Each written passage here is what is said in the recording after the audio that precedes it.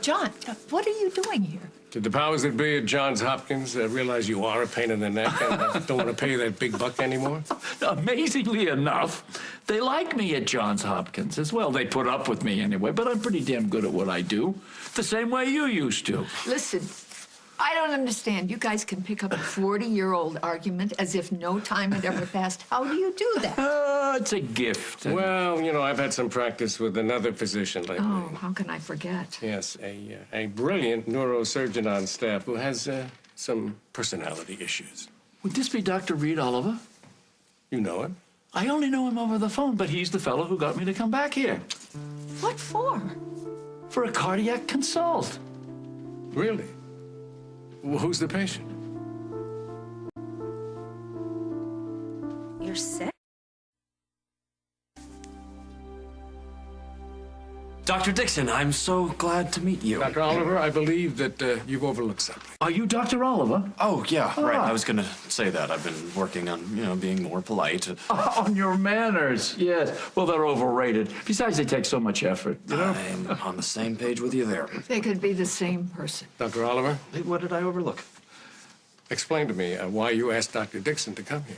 Oh, that. Yeah. Well, I was going to explain that. Tomorrow. It can wait. Our patient can't. Is this your bag? Yes, it is. All right. Well, I'm sure that Dr. Dixon's in a hurry to get to the hospital. You know, since I just checked in, I thought I might go upstairs and just Okay, check well, it we can over. bring the bag with us to the hospital. I'll brief you on the way. Excuse me, don't you think you at least give John a chance to get his breath?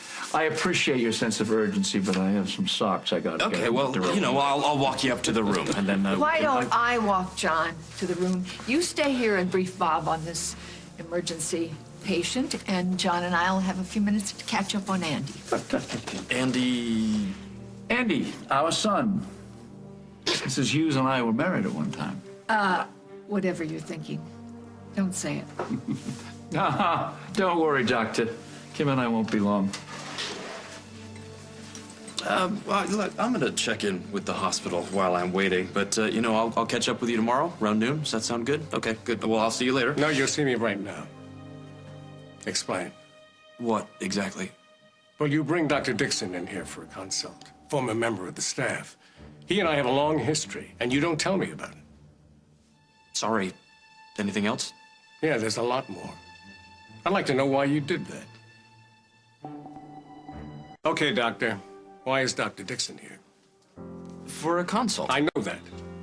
But who's the patient? Oh, like I bother to learn these people's names. Since when do you question the way I treat a patient? Dixon's reputation is stellar.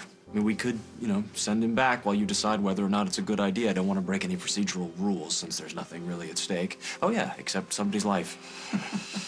I think you're going to like this guy. Uh-huh. I want a full briefing on this later. Aye, aye, Captain.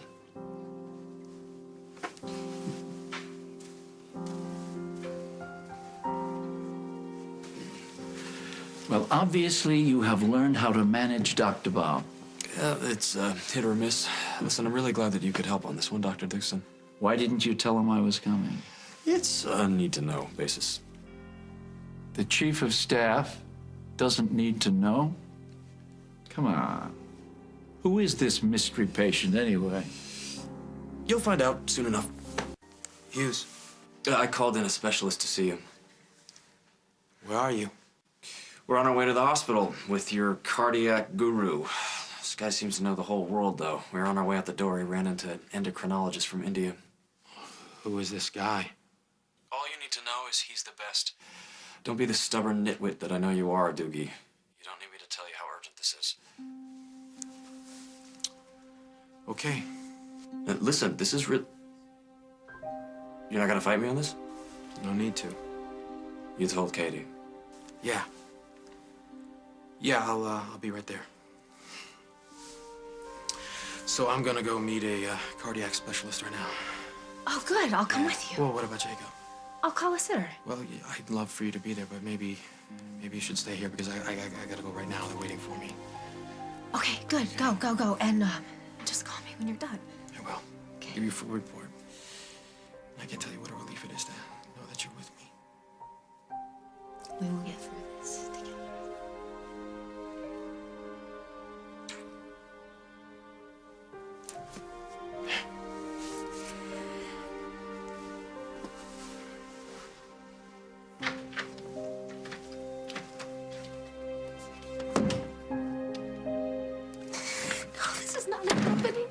God.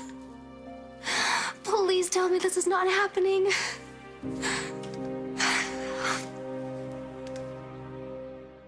Right, Mom. Right. Okay, I'll see you later. Bye-bye. She wants to hear all the details about Barbara and Henry's wedding. Yeah, sure. Listen, honey, you know that John always has some kind of a trick up his sleeve somehow. And now Reed brings him here for some mysterious patient and doesn't run it past you first? And that was presumptuous. I'll say. And who is this patient? I mean, who's so urgent and you don't know anything about him? It's puzzling. I just have a feeling there's something odd going on. Honest, I just don't want it to end up hurting you and Chris. But I think I'll swing by the hospital and just try to find out what's going on. Good. It isn't the same around here without you. Oh, you mean not enough drama, less intrigue, not enough tantrums, no tantrums? Hey, there's nobody manning the desk. Are you resting? Am I the only one working today? No shortage of tantrums. Nice to see you again, Greta. Let me know if you need anything. Sorry, I'm kind of in a hurry. Okay, let's go to work. Why don't you give me the chart for Mr. What was his name again, this patient? I never said. It's all been handled kind of informally and off the record. Yeah, why is that? Here's a list of the medications that he's taken already. He's also been on intermittent oxygen.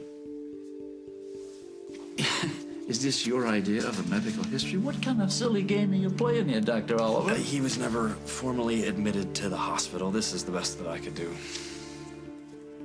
Where's his MRI? There hasn't been one. Why not? The patient was resistant, so I never ordered one. You know, I hope I didn't make a mistake by consenting to come here. Who ordered these meds? I did. But you're a neurosurgeon. And wishing I had my hands deep in somebody's brain right about now. What is a neurosurgeon doing treating a patient with myocarditis, even though it is informally?